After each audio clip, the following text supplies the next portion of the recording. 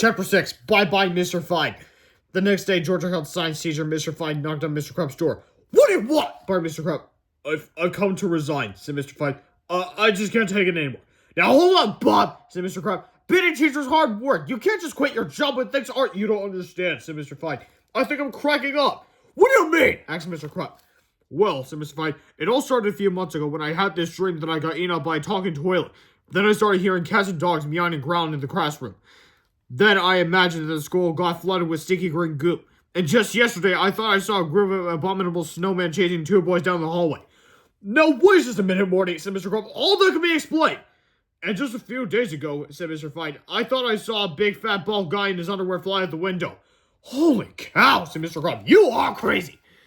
So Mr. Fine handed in his resignation and left Drumhorse Elementary School for the greener pastures of the Pequot Valley home for the reality challenge. That's what this series calls the local mental asylum. Anyway, now where am I going to find a new science teacher on such short notice, said Mr. Crump. Where oh where? Chapter 7, Hero Here. Remember that poopy pants guy that I was telling you about back in Chapter 2? Well, things haven't been going too well for him in the past several weeks. Professor Poopy Pants had come to America to share the Shrinky Pig 2000 and the Goosey Grover 1000 with the world. But nobody seemed to want to hear about his inventions. Because they were all too busy laughing at a silly name. Poor Pippi Poopy Pants had been laughed out of every major scientific institution in the U.S. He'd been giggled out of Georgetown, howled out of Harvard, yucked out of Yale, sniggered out of Stanford, and chuckled out of Chattanooga State Technical and Community College. Professor Poopy Pants was running out of money, and there was no place left for him to turn. Then one day, the professor walked into a New York coffee shop and picked up a newspaper. And like a message from heaven, Pippi Poopy Pants found his answer. That's it! He cried. I'll become an elementary school science teacher! I'll work really hard, and soon people will come to respect me and see what a genius I am. Then I can introduce my great inventions to the world. Pippi Poopy Pants was certain that the one place people wouldn't laugh at his name was at an elementary school. Kids are so accepting and loving, he said. You can always count on the sweetness and innocence of children. Chapter 8, The Sweetness and Innocence of Children. Hello, boys and girls, said the professor a week later. I'm going to be your new science teacher. My name is Professor Pippi P. Poopy Pants. Anyway. Alright, settle down, boys and girls. Yes, it's a funny name. I know, but let me explain how I got this name. Please, children, settle down. It's not that funny. Let me show you. Boys and girls, please stop laughing. Alright, I'm going to count to 10, and when I'm done, I want all you to quiet down so we can learn about the wonderful world of science. 1, 2, 3, 4, 5, 6, 7, 8, 9, 9.5. Children, please stop laughing. I know you're all very far behind in your lessons, and we've got a lot of catching up to do.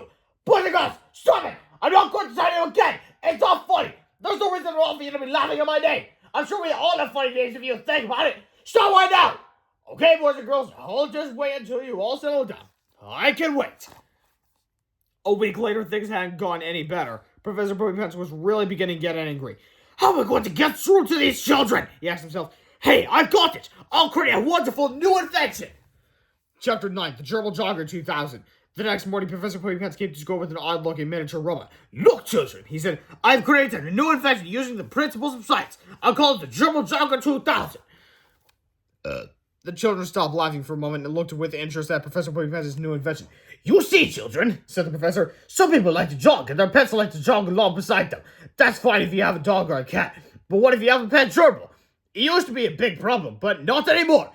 Professor Poopy Pants opened the glass dome on the Gerbil Jogger 2000 and inserted cute, fuzzy gerbil.